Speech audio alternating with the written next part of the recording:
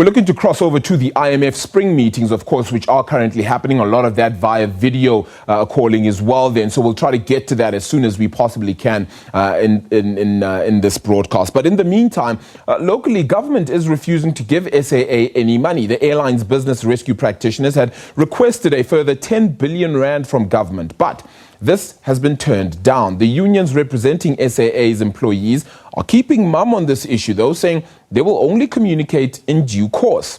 In what was a leaked letter, Public Enterprises says it cannot support the extension of a foreign currency borrowing limit. It is also unable to provide additional funding beyond what has already been given to the airline. The ministry says lending guarantees will also not be provided in respect of the business rescue process. It says the COVID-19 pandemic has stretched national resources. SAA was placed under business rescue in December last year. Let's continue a little bit with the story. I found it just absolutely odd how things fared and how things got to where they currently are. Yesterday, we saw SAA and that leaked letter, as we made note of, and hopefully that'll come up here as well, that the government is saying that they're not looking to perhaps give SAA any money. That is the exact wording. Government will not support the extension of the foreign currency borrowing limit to permit foreign financing of the business rescue plan, nor for a care and maintenance budget as you have proposed. There is therefore no funding available from foreign sources. That letter continues to then state that there will be no government guarantees, nothing of the sort. So that happens later on in the day. But this is the part that I found very odd. Yesterday, of course, we had Finance Minister Tito Mboweni set to deliver his address then with regards to the economy and what plans follow next.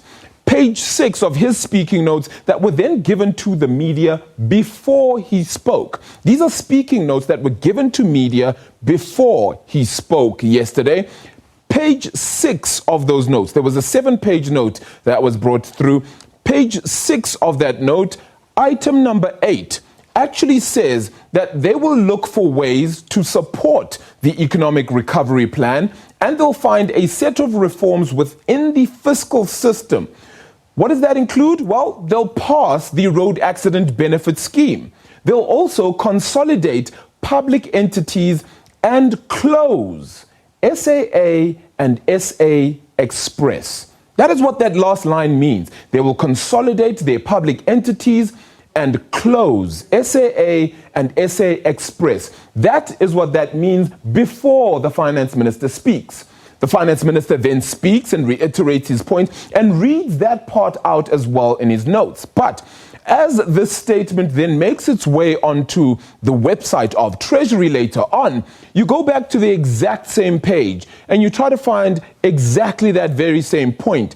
Page 6 out of 7, point number 8, and this is what that one actually says instead. And hopefully we'll get to that one in a moment. So we will still talk about supporting an economic recovery plan and a set of reforms within the fiscal system, clarity on road tolling, reforming the road accident fund in order to unlock that revenue, etc. But look at that last line, and consolidation of public entities and reviewing our portfolio of state-owned enterprises.